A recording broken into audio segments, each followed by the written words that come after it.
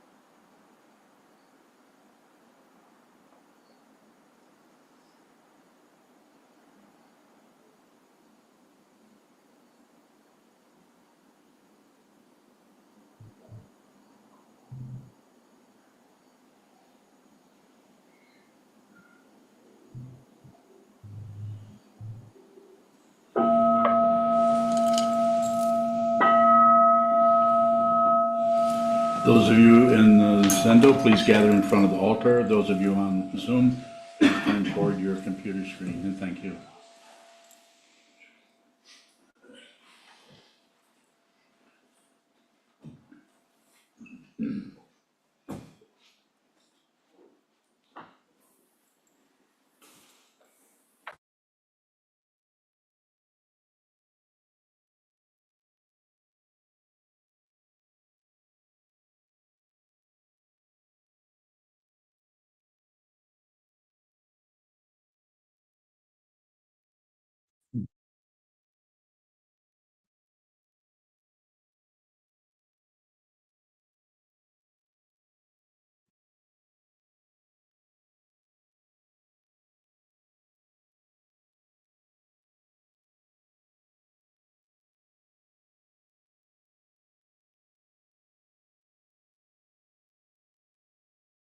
So before I give this evening's Dharma talk, I wanted to say again that this Sunday will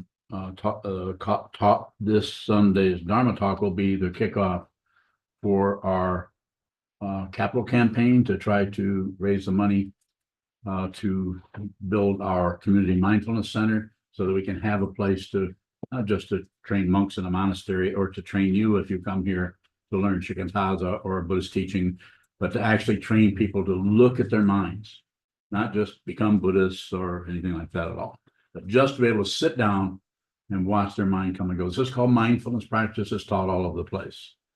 It has not necessarily a direct connection with Buddhism.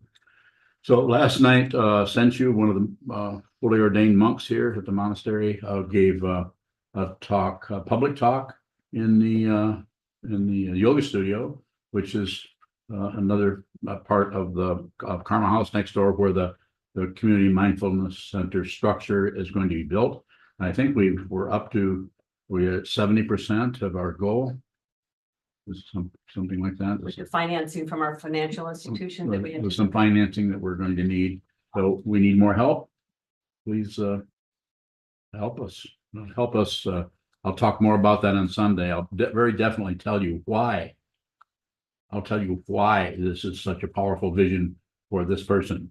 I'm hoping that you'll tune into this a little bit and see what I'm talking about here. I'm not going to say anything more about it here other than say, help us. Had 9 people come from our community, people around here. So. And Miyoko was there helping. Miyoko was there also.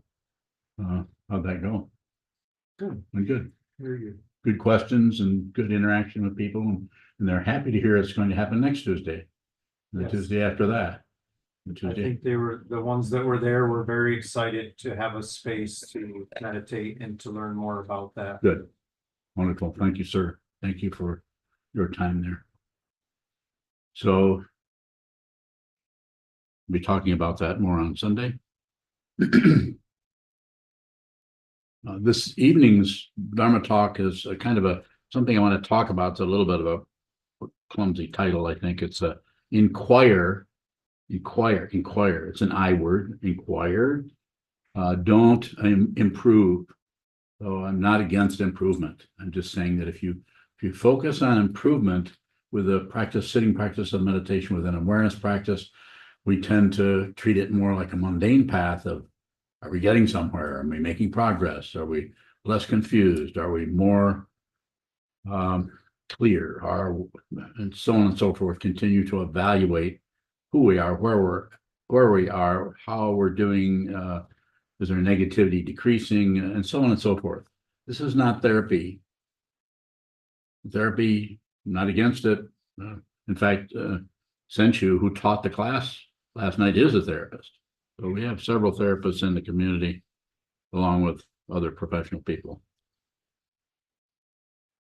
But what I'm saying is, what I'm suggesting is to holding still, sitting symmetrical, all the senses open, and the attitude is to just receive or observe. And if something comes up, inquire into that. To inquire if thoughts come up about this or that, not inquire with a thought process or the analysis or the judgment, but to inquire just like you'd be if you were sitting on the edge of a woods and you saw a rustle in the bushes, and you would inquire, what is that?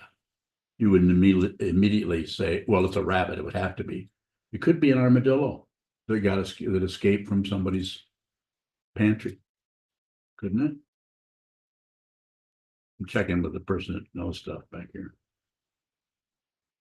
What am I saying? What am I emphasizing? I'm saying, inquire what that is. What is that? The why questions will take you in a circle of why, because, why, because, why, because. They can be relatively helpful. You may want to do that, but do not do that while you're practicing sitting meditation or shikantaza. Let's sit down, hold still, whatever shows up. You could say, what is that? And observe what that is. All you might really see, to use that same image, is just a bunch of rustling.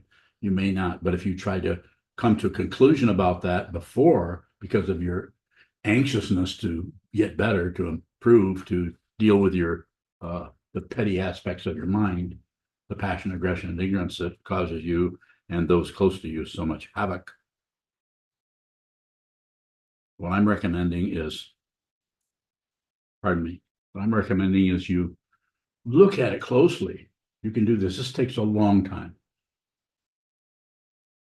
You're holding still.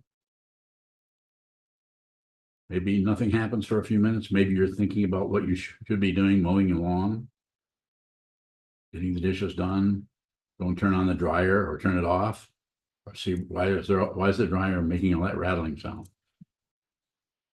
That happened at our house a couple of nights ago, and I thought, well, something heavy is in there. I went in there, and one of the blades that's hooked to the inside of was loose, and it was tumbling around in there. So inquire. You might have to go and look and see what it is rather than sit back and speculate. Well, is it this or is it that, or is it guesswork, speculation? Don't do it. Look right at it. Go and look right in the dryer of your mind. Look at it, observe what it is. Don't just listen to the tumbling and speculate. Think about it, think about it, think about it. Maybe not a very good example of that, but that's what came up.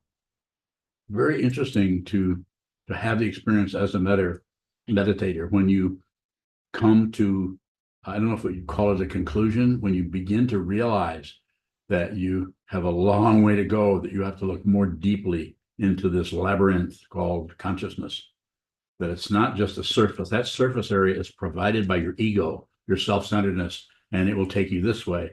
It's just a bunch of propaganda. And it will take you this way, and it will use, where does it get its energy from? Passion, grasping, wanting, craving, greediness, anger. Something shows up you don't like, rather than look at it, receive it, which you may be able to do through the sitting practice of meditation. But train yourself to receive what happens in your mind rather than fight with it, agree with it. Either one. Don't do either one. Or shut it down or turn away from it. It is damn hard to do. I'm not saying that you might have an easier time of it than I did. I know people who have been meditating for many years, sometimes decades, that still have work to do. I'm not trying to present something disappointing to you. I'm not saying you won't realize your true nature in a few years, but it's unlikely. Because what shows up here as a human form is not just your lifetime of 25, 35, 45, 50 years, or whatever it may be. You've been here forever. And here you are again in a human form, looking at this again. Don't miss your life. Look closely at who this is and what this is. Won't come to any conclusions about it. And if you do, just observe the conclusion, but don't second the motion. Don't agree with anything. Don't disagree with anything. And don't ignore anything. Those are the three poisons again. And classical teaching of the Buddha's Dharma. Very important. What Trungpa Rinpoche would say is, tell you to do is make friends with yourself on a deep level. Instead of fighting with yourself, instead of covering up your negativity, get in and work with that just like you would a small child. You would not necessarily punish them or fight with them. Treat your mind in that way with respect. So inquire. What is that? We're sitting, maybe everything is fine for 10, 15 minutes, and then maybe a heavy cloud comes over, or possibly intense boredom starts to show up. Be curious about the boredom. Or maybe you don't have any boredom, but you hear other people talking about boredom. And I'm never bored. I'm always thinking about something or dreaming about something.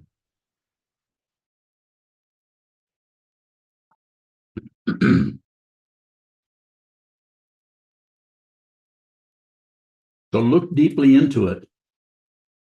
Look, whatever shows up, look right at it. If you look right at it, it starts to come apart and you start to go into the nature of what arises, into that which prevents you from seeing what it is, which are the preconceptions about it. When you start to feel like you don't know what it is, that means you're actually starting to go into the darkness, where you still need to look more and more deeply.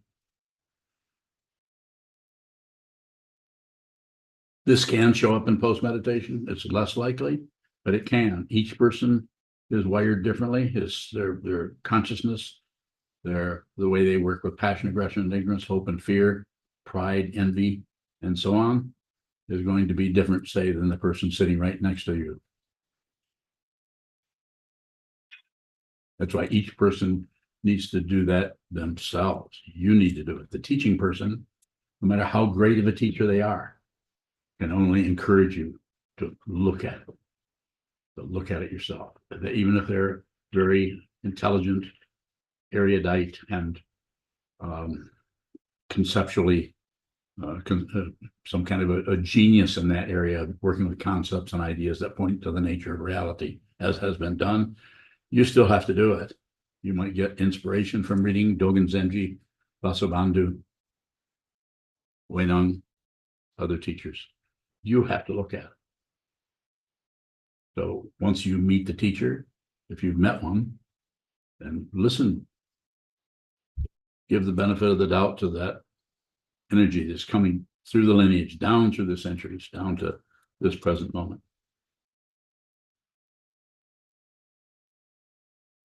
Sometimes Trungpa Rinpoche would call this a Buddha Dharma, awakened truth, a Buddha awakened Dharma, truth, awakened truth without credentials. I would say it that way, maybe a little differently. I would say awakened truth without proof, without evidence. There's no evidence. If there's evidence, we're right back to the relative situation, which works fine in a courtroom, works great in a courtroom. I don't think there's any other way to do that other than have to have evidence, because this, and this, and there's evidence so that we can, hold people responsible for their chaotic or dishonest activity, however may be the case, or just help sort things out for people. You need some kind of backup. That's evidence. But this situation for you, you will not need proof. You will just know it. You just know this, and it's not an opinion. And if you, as I've said to people before, if you think you're awake, you're not. It's a very statement. I think I'm enlightened. Or am I enlightened? Am I awake? Sometimes people might ask me, am I awake? There are times when I've said yes, depending on who says that. Other times I've said no, and other times I've said, what do you mean by that? Because if you can find out what someone means by that, then you might be in a position to answer it. And that answer still could be something like, I don't know, based on what you think it is. I don't know. Very tempting for any of us to go into the relative idea and try to connect or collect something that gives us some kind of assurance or reassurance.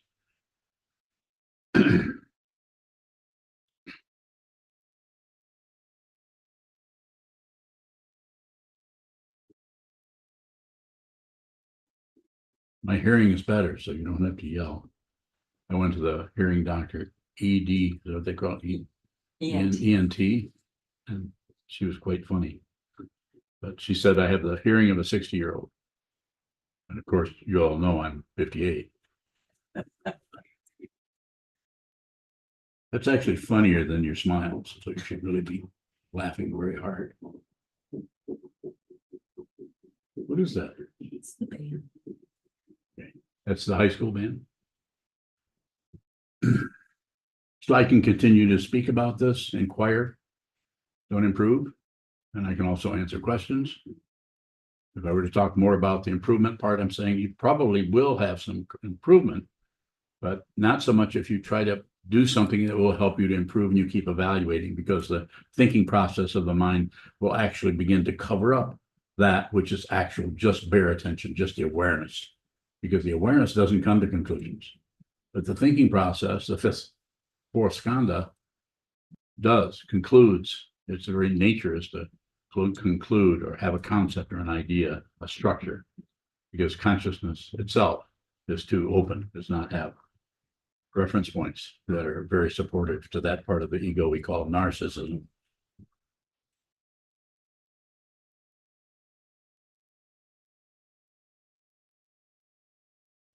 Can you guys all hear that music? No? It's really nice. It's the Battle Creek Central High School Band, marching band. Thought you might like to know that. Okay, let's have a question. All right. Sokuzan, what is an evaluation that isn't a conclusion? So an evaluation will be a conclusion, but what I'm recommending is don't particularly do that. But if you spontaneously start to evaluate, then immediately just be aware of the evaluation rather than try to push it away or judge it. So I say, don't evaluate.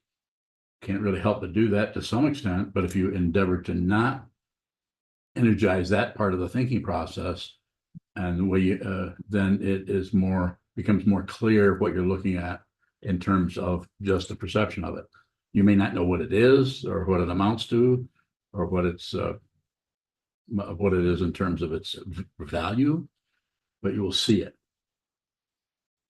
That's why it's important to have the attitude to receive, to observe what shows up, and then when whatever shows up, no matter how bad it smells, no matter how good it tastes, no matter how inconsequential it seems with your subtle kind of knee-jerk evaluation, receive it, receive the evaluation that was misplaced from the point of view of trying to cover up what's there by evaluating it. Anytime you judge anything, you stop looking at what it is.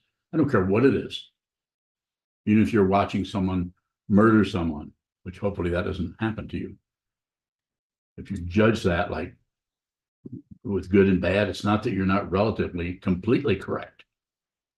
But it's all you've done is done something that anybody could look and say, well, probably shouldn't murder someone, or that's not a good idea. We should call the police, or I should try to stop them. All the relative things. So those things work fine in the relative area, and we should do that. We should work with that. But if you try to use that same process when it comes to the fundamental nature of reality, not just a relative illusion. This is an illusion. If you're interested in the spiritual path, I may be able to help you. I can't guarantee it, but I'm looking at something that I have no proof for.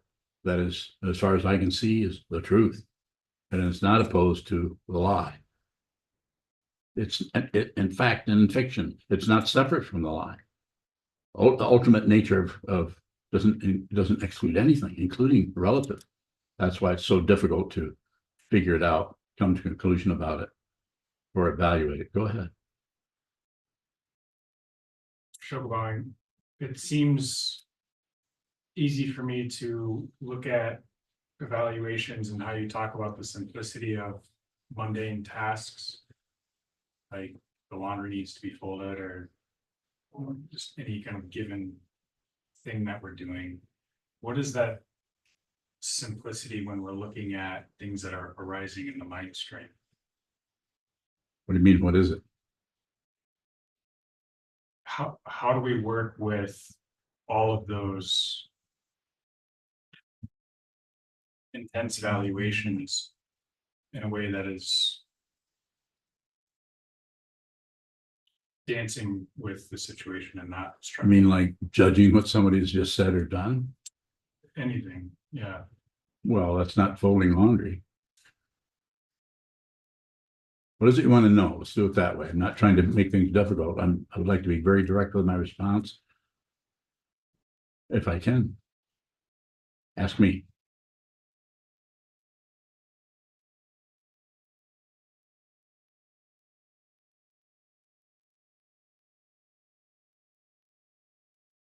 how do we include evaluations in a way that's sane? Very simple. Very simple. If there's if something happens and the evaluation comes up, then that's very simple. It's just the evaluation. That shouldn't happen, or I should stop that, or I need to push that away, or I need to leave the room. Those are very simple, very direct, very mundane. But when they get complicated as far as judging or evaluating or condemning someone, something, including yourself or anything, you start to cover that up with the smoke and the cloudiness of the three poisons: passion, aggression, ignorance. Pride is very, very hard to see. The very nature of pride is to just think you're right. It takes a long time to see that. When you can see passion, grasping, you can see aggression, pushing, you can get a little glimpse of shutting down or distracting yourself. But pride is just very, very difficult to see. More?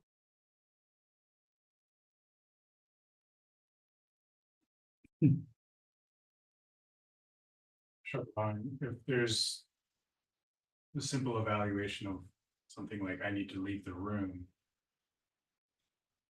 and then it becomes cluttered with all of these other with the poisons, is it necessary to return to something to function? There's not going to be a standard for that. So you can't, I mean, there are people who work with it that way, that you should do this, you should do that. And I would say, just observe, you'll know what to do. You need to do a lot of sitting meditation. And this is taught differently by different people. I say, sit down, hold still, and sharpen this blade of awareness, so that when you go to, in your everyday activity, use that simple kind of a metaphor, that when you do think or process or evaluate anything, it's very clear and very clean. And you see clearly what something is, not run into a bunch of knots of confusion of right and wrong, should be, shouldn't be, and a constant commentary around that evaluation, coming to conclusions or opinions or judgments about yourself or others. Ego, self-centeredness, that part of the consciousness we call the seventh, or the klesha mind, does not like being wrong. It wants to be correct and right. And if you have intense emotions and feelings about anything, you want something to validate and judge that in such a way that you feel that you have a right to have that emotion or that feeling, and you will find proof, more than likely. So I can come back to the question, but it's not very clear what it is you're asking me, because I'm responding to part of the rotisserie that's going on in your mind stream. And all I can say is look clearly, so that the circularity of it starts to slow down, because if you're looking for results, very nature of looking for results or looking for a cause will take you in circles. The Buddha did that 2,500 years ago. He looked at confusion and saw that it was going in circles. And he saw that when something would show up, you didn't want that. When something else would show up, you wanted that. Something else would show up, you would distract yourself from it. Passion, aggression, ignorance, wanting things to be different than they are. Whatever shows up, we want more of it. It's not enough. Whatever shows up, we want less of it. It's a very simple way of putting it. But whatever shows up, we're not interested. We would distract ourselves. This is the second noble truth. Wanting something else causes, according to the Buddha, the first one of suffering, discontent. And the fundamental understanding there is talked about many times, is thinking there's a separate being here from other beings who seem to be separated over there. The fundamental misunderstanding or mistaken identity is thinking there's a solid separate being anywhere. Through the sitting practice of meditation, the passion, aggression, and ignorance may continue to ramp up and go away and get larger, get smaller, but eventually you eventually will see that there's no observer of that. Pardon. If you see that there isn't anyone, then anything that happens in this area, you won't defend against it. Anything that happens in this area, You won't necessarily puff up with it. Anything that happens, you won't necessarily distract yourself from because there isn't anyone. So does that mean you don't care what happens? Not exactly. It's more like you're aware of everything that's happening, but you don't take a position on any of it, even though relative truth is telling you this is wrong and this should be stopped, and this over here is totally good and should be happening. You'll still see that, but you will not pick sides. More? And why wouldn't you pick sides? You tell me. You've been studying for a long time. Why wouldn't you, even though you see the differentiation and desire that's happening there, why wouldn't you choose sides? First thing that came up is you see that there aren't any sides. Very, very good. Because everything's dependently arisen. There's no fundamentally good thing or fundamentally bad thing. There's just energy that arises here and goes down over here, arises over here and goes down over there. Just the energy. It's very difficult not to personalize everything that's out there happening in the world. Look at the political situation. It's just horrible. And those in that situation and the news situations are all about pointing fingers at each other. No one there's taking the blame for anything. It's all over the place. There is no good and evil. These are constructs. That's not saying that there isn't some kind of a backup for that shows why this might not be a very good situation to be hurting someone or torturing someone. But we totally avoid all the things that brought us to that situation where that person was so upset, so miserable, so frightened that they started dumping that fear onto someone else. That's what we miss, because it's the distance between what appears to be a first cause and a last effect is so great. Why is it so great? There is no location. There is no otherness anywhere. You have to see it. If you don't, then you'll continue to look for something else, look for proof. More further questions, please. Andrew Bowing, you said inquire, but don't do it with the thinking process. The question, what is it? Yes. Feels like it's in the realm of thinking. It is. How do we ask that question without utilizing the thinking process? Just watch the thinking process arise and don't fuel it. It's going to come up. What is that? The why question, the why question is going to get you a because immediately. And so then you go in a circle. But what, when something arises, when you say, what is that? There's a somewhat of a pause there where you have the opportunity to just receive what that is, and it's right in the middle of its camouflage, right in the middle of not knowing what that is. More about it if you have it. I'm excited to go in that direction. It seems like asking that question, thoughts show up immediately in response to They do. that question. They do, yes. Are you saying there's some aspect of that is beyond the thinking process? It's the beginning of that, because the circularity part of the directness is there. The circle to go away into some other search party looking for results. That's not happening because the intention is direct. It's right there, and you're not looking for a particular result. You're looking at what that is. What is that? Not why is that? What is that? And so thoughts may assemble around that to point at that or explain that to you, but it's still in the realm of awareness. We're not trying to get rid of thinking. Are we actually looking for what something is? Yes. Exactly. You want to know what that is. I can tell you what it is, but it may take you another 40 years to see what it is. So you can use these words out of what you're looking at and not what you think about. You might have to look at a lot of thoughts come up and try to explain that to you over and over and over again. Don't believe them. Don't disbelieve them. Don't ignore them. If thoughts arise, just observe. You've never heard me say, at least not in the last 20 years, say label thinking and return to your breath like I was taught many years ago. No, I say, look at the thoughts. Think even. good area to look into. Parents keep coming. At some point you said don't look for something. I did. So when we ask, what is it? Are we looking for? No, if you're looking for, then you already think it's a squirrel or a rabbit in the woods, and you're looking for a sign of that. You're looking for it. You're already projecting onto it and waiting for that to come up and say, yep, that's a rabbit, or no, that's a fox, or no, that's any number of things could be animals in the woods. Just to continue to use that image. So if you're looking at what happens in the mind, the anger that comes up, just receive the anger, just look at the anger.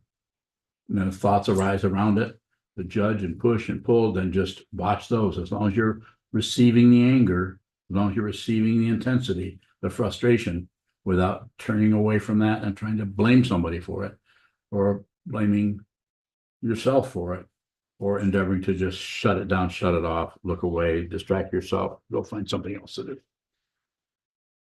Those are the three poisons. And this, what I'm referring to here, I don't think is, I'm not saying it's impossible, but it's much less likely to happen if you have no sitting practice to train your mind to just watch the movement of the mind, watch what shows up, the thoughts that arise, hang around a bit, taper off, go away, other thoughts come, emotions, possibly some memories come and go. It's quite a bit like another image that I like to use sometimes. It's quite a bit like sitting on a train and just watching scenery go by. So you don't really fasten on anything. You just keeps moving and moving, maybe very slow, maybe very fast, more. If I see something that I'm doing that I don't like and want to stop, it feels like walking a tightrope. Yes.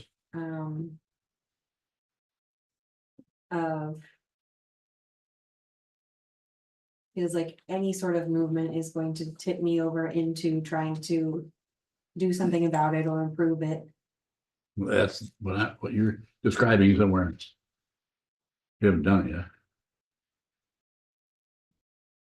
What? I said you haven't. You just told me that any movement is going to tip me over. Well, you haven't tipped over yet. You're just telling me. You're just describing what it looks like. Say more if you have. You want to go further there. I'll get to you in a moment, Sanho. I saw your hand. Go ahead. Is the intention to stay on the tightrope and not fall off into improvement? The tightrope is improvement. So better to fall off. When I say better, I'm not saying that I'm agreeing with that, but if you feel that if the awareness is prioritized, so it's about being aware. It's not about being correct. It's not about not being wrong. It's not about any dynamic in that area, any conceptual area, anything you can name, or so it's about being aware. So you may have to watch yourself, as you were indicating there, kind of falling off or seeing yourself tip. Might have to watch that quite a while without adding any more chaos to it. No more chatter about there I go again. As soon as you say there I go again, you've just set it up for that to happen 10 minutes from now or 3 days from now. There I go again. In other words, trying to improve. And I'm not saying, like I said earlier, I'm not saying if you practice meditation over a long period of time that you won't improve by way of, say, less argument with others, more ability to just listen to others, but it won't show up as a credential. It's just something you'll do. Someone else might notice that you listen more. I had someone who used to be a student of mine. Their father came and was extremely grateful to me for that working with that person, because they stopped arguing with them. They just listened to them. So that doesn't mean they were an awakened being necessarily. It just means they just stopped disagreeing and arguing with that parent. And so they had a much better relationship from there on. There's no guarantee that that's going to happen in every situation. Very good to listen to people. but that isn't necessarily something that that person was trying to do, trying to show up as a really good listener. They just naturally listen better because they were listening to their own mind, watching their own mind show up and disappear, show up and disappear. So when they ran into that parent again, they were a lot more curious about what was happening with them. Just a natural thing, not a matter of improving more. Sano, So I know about, so I have pinched nerves in my back and arms and legs. So sitting here tonight, the pain is coming quite extremely in waves. And I'm wondering, is the teaching to continue to move and possibly distract the people around me? Is the teaching to get up and leave? Like, I don't know what to do. I see. So just to go into the traditional way of the three types of pain and their variations is the pain of pain, which you're describing, the pain of alternation, which things are going fine, but you're still suffering because you think things are going to go to hell in a handbasket pretty quick. So you're already suffering in the midst of your pleasure. And then the last one is the pain of the composite, which most people cannot see because they're so busy ignoring or pushing or pulling or reinforcing the illusion of a separate self that can win or lose. In your situation, I would say the way you're describing it, I would say try to find a way to be comfortable. You don't have to sit here and continue. And you're certainly, if you'd like to leave, you're certainly excused to go and lay down or do whatever you need to do. But there's nothing is particularly gained by, even though it's taught differently in different, especially in the Zen tradition, about just more martial or militaristic kind of approach to muscle through, more of a masculine approach to it. And I don't think that's particularly helpful to do it that way, even though I practiced some of that. So I would say, if you'd like to leave, please go ahead. Son, Hoboken. So I don't, but I also don't want to be distracting. And it hasn't for me gotten to a point where I feel the need to get up and leave and move around, which is what settling down the pain. I'm just wondering, well, I guess the question is, I don't feel inspired to go and move around, but is there a form or a teaching to where I should, out of respect for others, or what I perceive to be respect for others? Well said.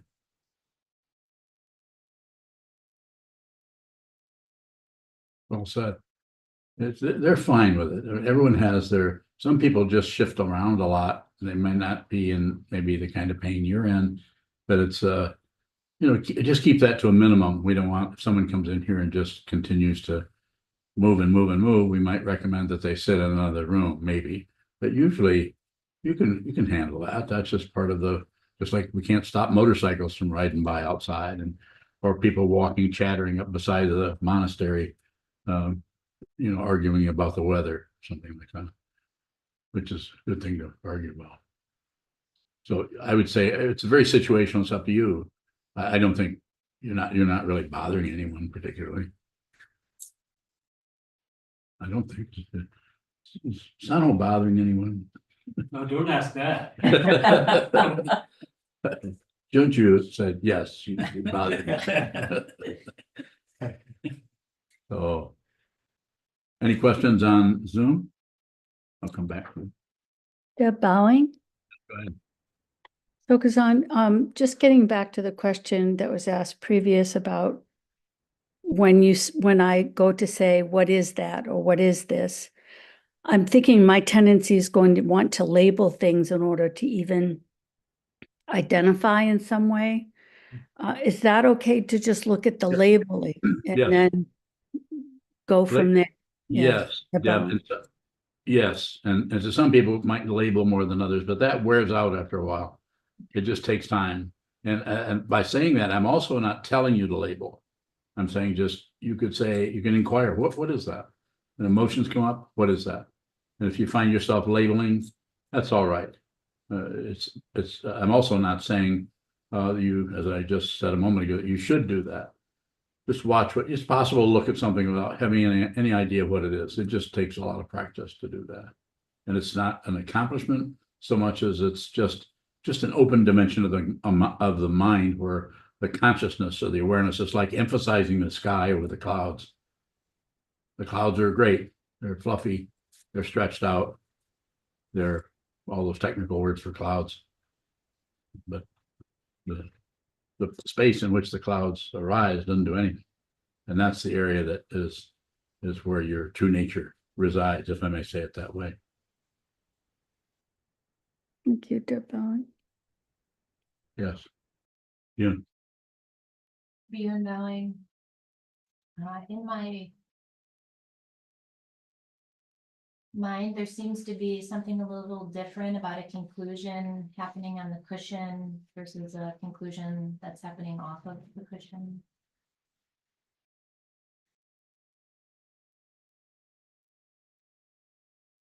What's the difference there? Well, you could tell me what your differentiation is, and then I'll see if I have one too, or one similar, or if I want to differ with your differentiation. Okay. I just thinking we had spaghetti tonight. It's like the Good. conclusions, that was very good. The conclusions and evaluations on the cushions are a little more like uncooked spaghetti. And What? off the cushion, it's more like cooked. It's like more. Wait, just say that again. Okay. The conclusions off the cushion are more like uncooked spaghetti. The conclusions on the cushion On the are a little cushion. more like uncooked spaghetti. Okay, why would you say they're uncooked on the cushion? Well, they look maybe a little less tangled. I mean, the ones that are hard in a box and they're like that, Yeah, less tangled, in other words, not tangled at all. or I don't care if they're tangled, but when I'm off the cushion, they're tangled and I care a lot. Okay, got it. Okay, go with it. It's starting to work for me now.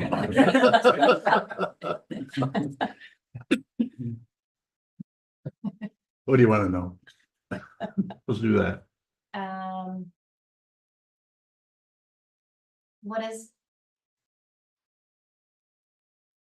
What's different about a conclusion happening on the cushion than a conclusion off the cushion?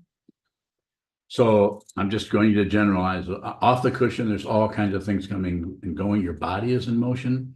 So your clarity, your actual clarity, not the kind that supports conclusions, but your clarity around the motion of everything is on the cushion. There's just more clarity. Whereas off the cushion, you're more tangled up into right and wrong, belief and disbelief, and wanting this and not wanting that. Passion, aggression, and ignorance are more holding sway because your body's in motion, going through a room. You're looking over here. You're looking at this person or that person. I mean, I'm not saying you couldn't be sitting at your computer and doing something very, very simple, which is maybe similar to sitting meditation, but it's not the same. You're still involved in establishing, looking at this way, looking that way. You're not holding a form or returning to a form of stillness. And so am I getting close to? This is why we need to train. Otherwise, we could just train our minds in our everyday situation, like so many people sometimes teach meditation in action, or some people say, well, I just walk in the woods and that's training my mind. No, that's actually entertainment. Walk in the woods and look at the trees. Not against that. You should do a lot of that. It could be very relaxing. But meditation, as it's being taught here, Shikantaza, is not about relaxing yourself. That could happen eventually, but that relaxation will come out of seeing that there's really nothing that is twisted into a knot, that is empty. But until you see that knot of passion, aggression, and ignorance, hope and fear, right and wrong, threat or safety is going to seem very, very convincing and can be reinforced by relating to others. Their actions can trigger those unseen or unobserved areas of the consciousness to come out and cause some chaos in your life more. Beyond bowing, what is clarity? Confusion is clarity. And what does the observer status have to do with clarity? If one is clear about the confusion, then there's no observer. There's no status as an observer. There's just confusion. This is the very nature of awakening we're talking about here. The Buddha's first noble truth is life is suffering, or confusion, or delusion. To actually look at the delusion is the clarity. The clarity is not about clarity. It's not a state of mind.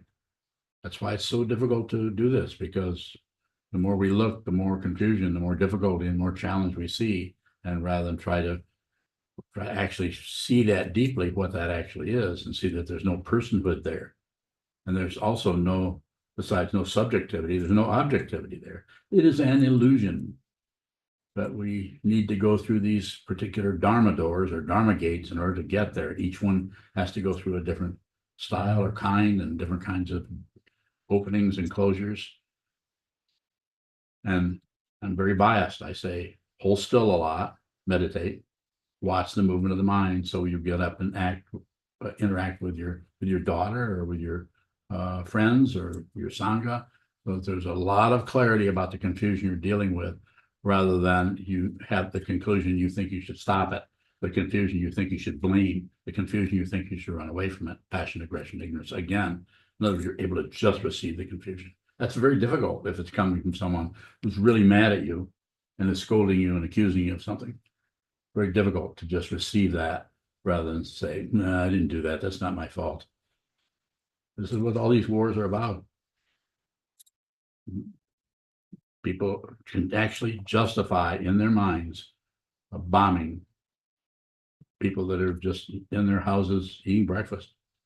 And it doesn't matter if they're 50 years old or 3 years old. They're human beings. It sounds a little more disgusting when they hear someone is bombing children, but the parents are getting bombed too. It's horrible stuff. And it's not that it's not wrong or bad or shouldn't be happening. That's true, but the causes and conditions behind that are untraceable. It's like a landslide that you can't see where it's coming from. And this is the same thing when you get off your meditation cushion and walk into whatever environment, whether it's in the Sangha, with other people in the Sangha, whatever it is. That's why the teaching person quite often will act as the world. They'll come at you just like maybe you've not had a good taste of aggression. So maybe the teacher might come after you and bite your head off. So that you get that teaching from someone who's teaching, rather than you get that teaching from someone that you know is not a teacher. They're not a teacher. They're just part of the whole matrix of causes and conditions of passion, aggression, and ignorance is running rampant in the world and hurting people. More? Beyond bowing is content. Is content any indicator of clarity? More. Is the content of the observer as we go through life does the content have anything to do with clarity? Is it? I like that. I like that. Kind of your face. Good luck. Yeah, good luck. I like that. You try to answer that one there, buddy.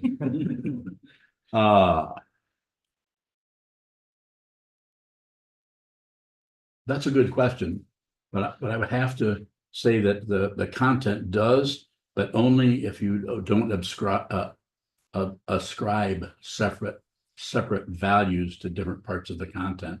Like some content is really valuable and good, and other parts of the content are not valuable and wrong and shouldn't be there and don't have anything to do with. But this one over here really tells us what's really going on. All of those are those areas. Am I getting close to what you're looking for? Or do you have a content you'd like to talk about? What comes to mind is texture and. Oh, I love that word. Yeah. Yeah, smooth. What's that other one? Greasy? No, it's not texture. Smooth, rough, slippery. That's kind of a texture. You think of some more? Like if you had 1,500 razor blades all standing upright, You have 1,500 thumbtacks all standing upright, and you run your hand over one, and you run your hand over the other, the texture is the same. I mean, they're both hurt.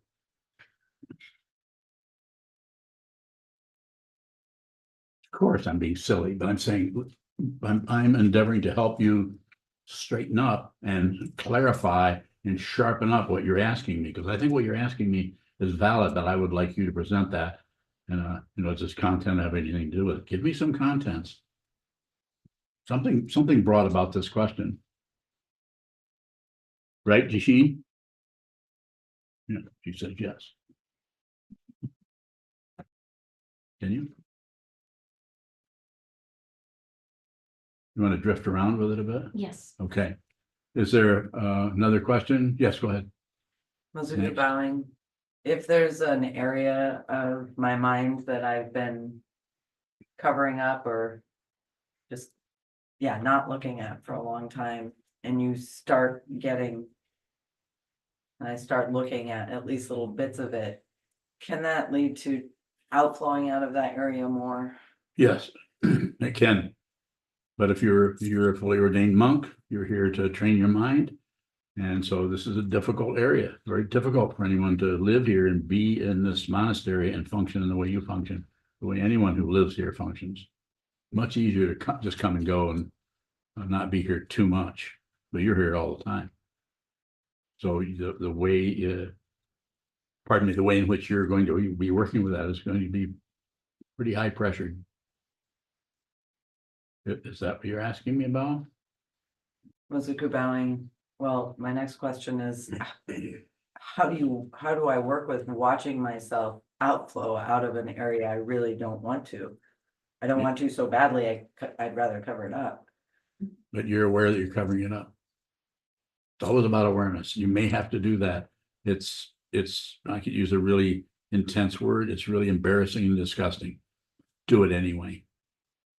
Just do it anyway. You can do it. Don't stop. Continue to sit as much as you can. You're the Eno, function as the Eno, function, interact with Sangha. Sangha is going to give you a hard time. Why? Because they're having a hard time. Go ahead. Mizuku bowing precisely because I know they're having a hard time. The story is that I would be putting them first by just covering this negativity up and not outflowing out of it. Okay, then cover it up, not don't outflow. May I? Yes, you may. It's always about awareness. It's not about what you do. This is something Chazan is quoting the teacher, and I can't remember his name. Now, this is basically, and I have to paraphrase about, I'm interested in you talking to his students and having you see clearly. I'm not too concerned with what you do. So I could say that. And I might not be able to say it in the same way. Mizuku bowing. Can it be enough just to watch yourself cover something? Yes. Or eventually? Yes. No, don't give me an or. I have another question then. Make it another question. Don't hook stuff together like a choo-choo train. Bowing. When you talk about confusion, is that anything different or other than not knowing?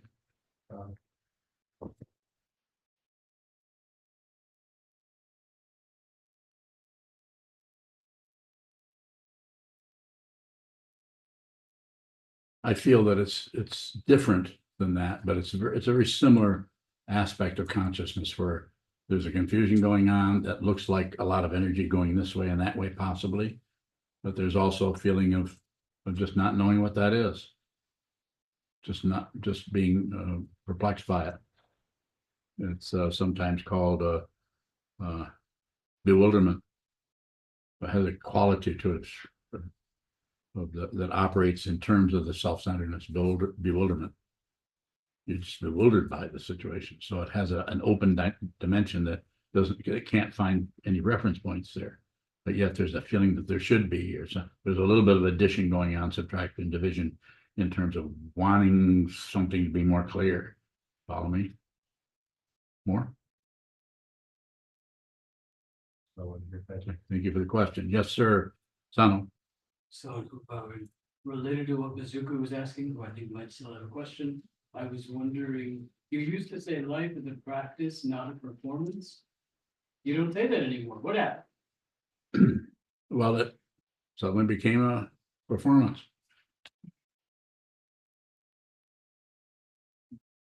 Yes, go ahead. Thought about, can you say more? Yes. Sound about, will you say more? I can go all day. Well, yeah, I could do that too. What would you like to know? Let's do that. What would you like to know? Sound about, I'm just wondering, would you still teach that life is a practice, not a performance? I would. Yes, there's a lot of things I used to say that I don't, I used to say years ago, when I would talk about suffering, I would say, how do you think I feel? Have you heard me say that lately? Not very lately, not since the skin pain was at its height. Yeah. Skin pain. Yeah, now, how do you think I feel? Miserable. You're correct. Well, not right now. So yeah, I still would say it's something you're working on. You're working on not pretending to be this way or that way. You're endeavoring to not miss your life, to live what's the image that's so often used here in the West? Live the cards you're dealt. Whatever shows up, those are your cards. That's what you do. Whatever shows up, that's how you live. That doesn't mean that you shouldn't go to college or get a degree or live in another way or get married or move to Montana or something different, but not too much in a radical way. Is there a question on Zoom? Susan, don't you have a question? You just should really ask me a question. She's looking up at the ceiling. That's a good sign. Well, that's interesting. She turned her screen off. That's a good idea. That's a good approach. So I'll look. Oh, there you are. I'll have to look for your sister. She's here I somewhere. pressed Susan Bowing. I pressed the wrong button. I'm sorry. No, that's no problem. Go ahead.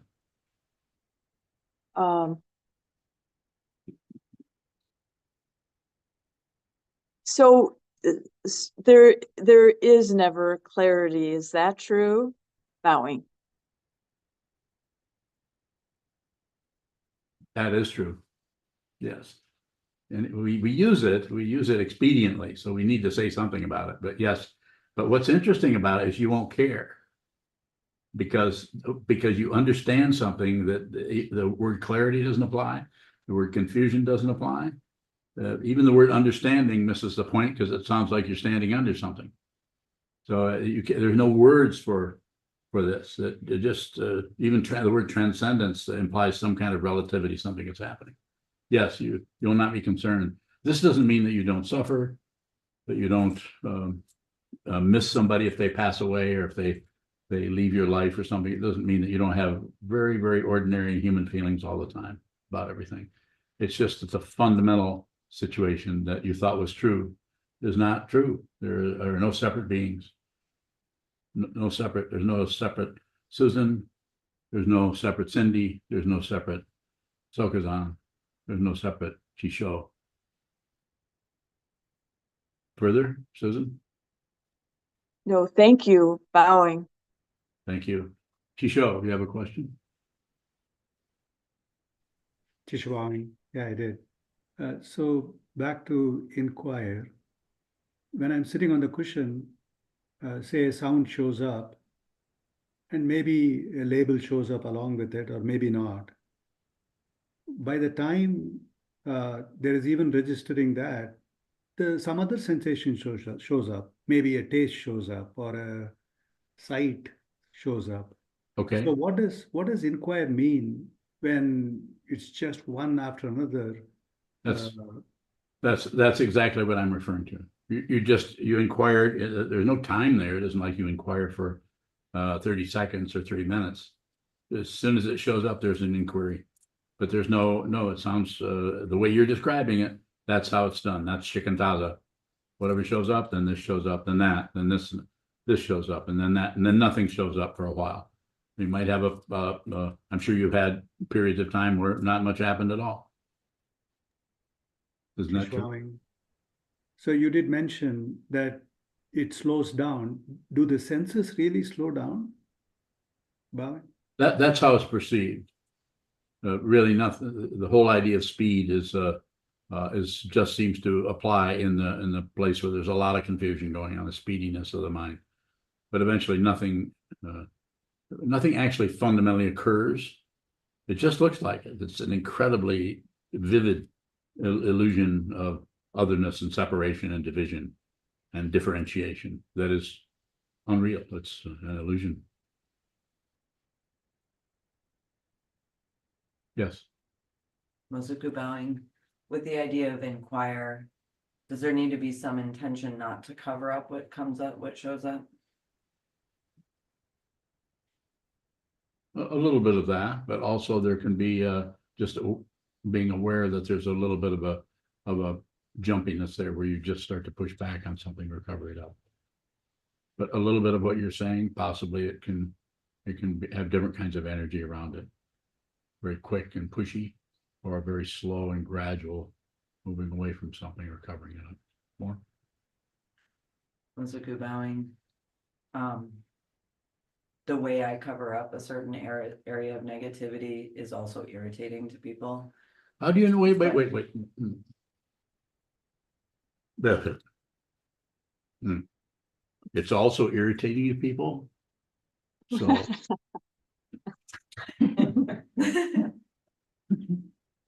you got somebody's attention. It's also irritating to people. Yeah. Say more about that irritation that you're causing others. What can I say? People have complained.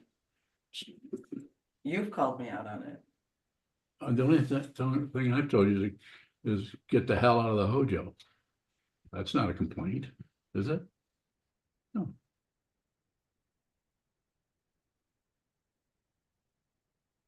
What did I complain about? What did I say? I'm a people. I'm part of the Sangha. What did I say? Well, my discursive or analytical mind will cover up kind of negativity like anger. And I don't want to outflow out of anger. Then why do you do it? You don't want to do it. But You want to do it. No, please don't leave it. We're gonna be all done here in a minute. So I want to hear everything. Every time Susan laughs, I want to hear it.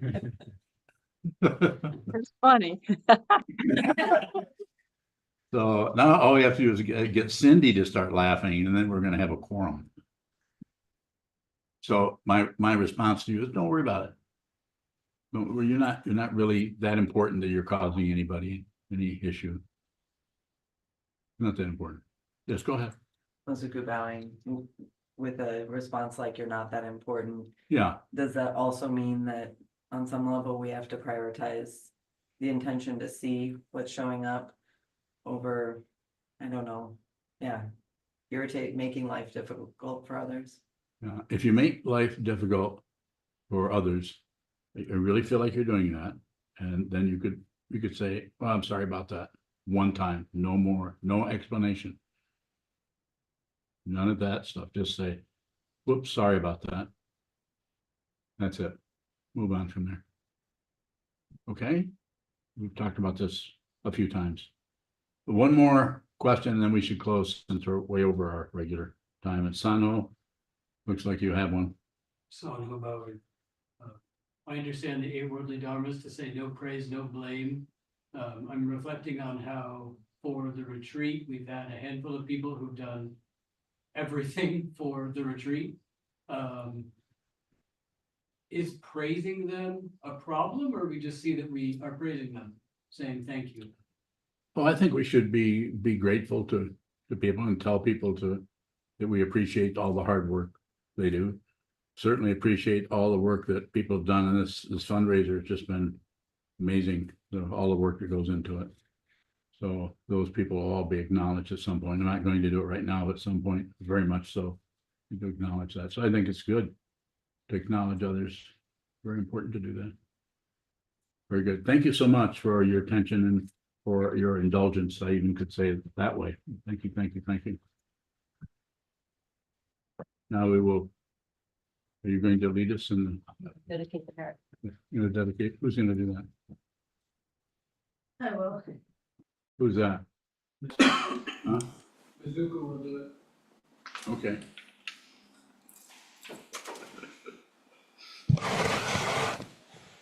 Go ahead, Ozuku. Don't screw it up.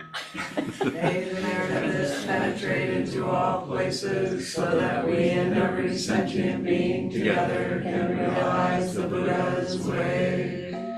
Ji-ho san chi shi fu shi son ru sa mo ko sa mo ko ja ho ro mi. The 10 directions, the 3 times, all Buddhas, all venerable ones, Bodhisattvas, Mahasattvas, the great Prajna, Paramita.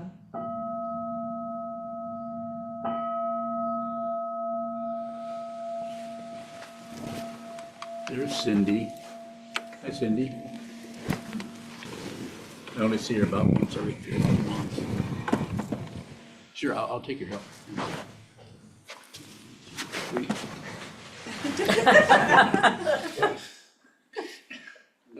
Go ahead.